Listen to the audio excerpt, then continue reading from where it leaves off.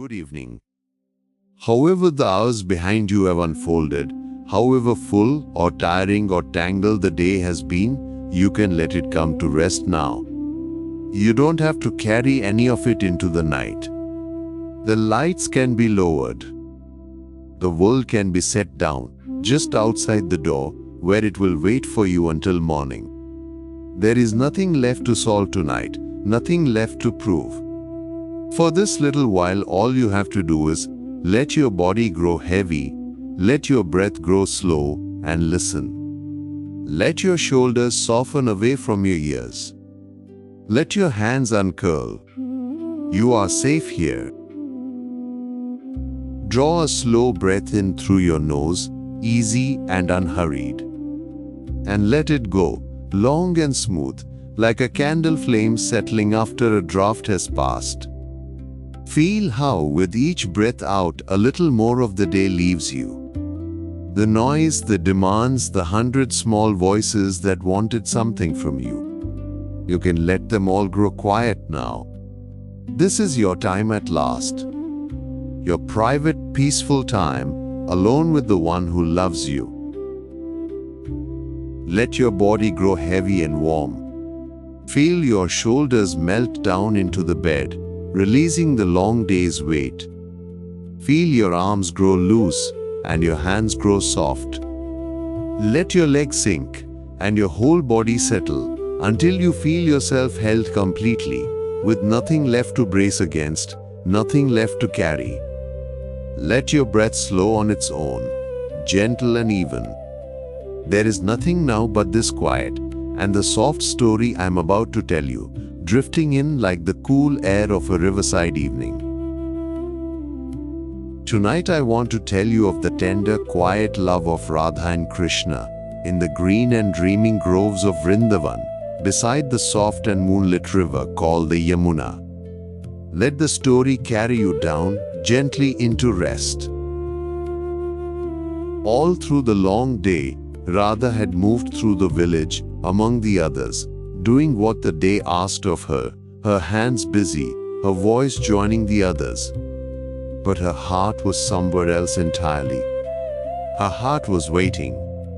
All day, beneath everything she did, there was a quiet longing in her, a soft ache that hummed beneath the surface of the hours, the longing of one who knows that evening is coming, and that evening will bring the one she loves. She carried that longing the way you carry a small warm secret close and hidden all through the bright and busy day. And then, at last, the day began to soften. The harsh light of afternoon mellowed into gold, and the gold into rose, and the rose into a deep and tender blue. The cattle came home along the dusty paths, their bells ringing softly in the cooling air. The fires were lit in the little houses, and the smoke rose gentle and grey into the darkening sky. And one by one the demands of the day fell away, the tasks finished, the voices quieting, until at last there was nothing left to do, and Radha could slip quietly away down the cool path through the trees, toward the river, toward him. Her feet knew the way without her thinking of it. Her heart went ahead of her, light and quickening, the long day's waiting almost over now. The grove by the Yamuna was the most peaceful place in the world at that hour. The moon had risen, round and silver, and laid a long shimmering path across the dark, slow-moving water. The air was soft and warm and full of the scent of night flowers, jasmine and lotus drifting on the gentle breeze. The leaves whispered overhead, and somewhere a night bird called once, softly, and then was still. Fireflies drifted among the trees like tiny floating lamps. And there, waiting for her by the river, stood Krishna, dark and lovely in the moonlight, his flute resting in his hands, his face turning toward her the very moment she appeared, as though he had felt her coming long before she came into view, as though some part of him had been waiting all day too. And here's the thing the old stories have remembered for thousands of years, the thing worth holding close as you drift towards sleep. The moment Radha saw him, her whole heart settled. All the longing of the long day, all the restless waiting, simply dissolved into a deep and quiet peace. There he was. There he had always been. The ache of the day melted into the sweetness of his nearness, and she felt all at once, completely at home, completely at rest, completely herself. There was nothing left to want. The one she had been longing for all day was standing right in front of her, smiling. They did not need to say very much. That is the gift of a love like theirs. Sometimes she would tease him gently, a little playful word about where he had been, and he would tease her back, his eyes warm and laughing, and they would smile at the old comfortable game of it. And sometimes they would say nothing at all. They would simply stand together by the water, close, easy, content, letting the silence hold them. For when you are truly with the one you love, silence is not empty. It is full. It is the most peaceful thing in the world, two hearts resting quietly in each other's nearness, with nothing that needs to be said. How rare and precious that kind of quiet is. All day long, the world asks us for words, for answers, for effort, for attention pulled in 100 directions. But here, by the river, in the soft moonlight, none of that was needed. Radha did not have to be anything other than herself. She did not have to explain or perform or hold anything together. She could simply be beside the one who knew her completely and loved her wholly, and let the long day's tightness unwind from her, breath by breath, until she was as calm and unhurried as the slow, dark water moving past. Feel that same unwinding in yourself now, here in your own quiet hour. There is no one to answer to. There is nothing you must say. You can simply be and rest and let the silence hold you the way it held them. And then, sometimes, Krishna would lift his flute. He played that flute for many, but on these soft evenings by the river, he played it only for her. He would raise it to his lips, and out across the moonlit water would drift a melody so tender, so sweet, that the whole grove seemed to grow still to listen. The river slowed, the leaves hushed, the night itself seemed to lean in close. And Radha would stand and listen, her heart full to overflowing, knowing that this music, this beauty, was being made for her alone, a soft and private gift, woven of moonlight and longing and love. Let that melody drift through you now, even though you cannot quite hear it. Let it be the soft sound beneath your slowing breath. Imagine the cool air by the river, the silver moon on the dark water, the gentle whisper of the leaves, the sweet thread of the flute floating out across the night. And feel, in your own quiet heart, the same settling that Radha felt. The day is over. The one who loves you is near. There is nothing left to long for. You are home. And there by the river, as the flute fell quiet, they would simply be together in the soft dark. Sometimes they would walk slowly along the bank, their shoulders nearly touching, watching the moonlight ripple on the water.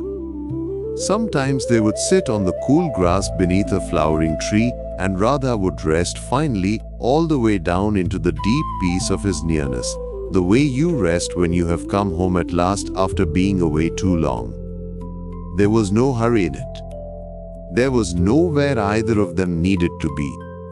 The whole night lay open and gentle before them, and they had only to be together in it, two hearts grown quiet and glad in each other's company. For the old ones held this love up through all the ages as the very image of the soul finally coming to rest in the presence of the divine it had been quietly longing for all along. All through the noise and the demands and the bright distraction of the day, the soul carries a soft hidden ache, a longing it can barely name, a sense of waiting for something it cannot quite see. And then, in the quiet of the evening, in the stillness, that longing is finally met. The one we have been waiting for is here, has always been here, closer than we knew. And the whole heart settles, the way Radha's heart settled the moment she saw him by the river. So let your heart settle now into that nearness. This is your evening by the Yamuna. This quiet, this stillness, this soft, dark room is your private grove by the river. After a long day of noise and people and demands, this is your time, finally, peacefully alone with the one who loves you. You do not have to do anything to deserve it.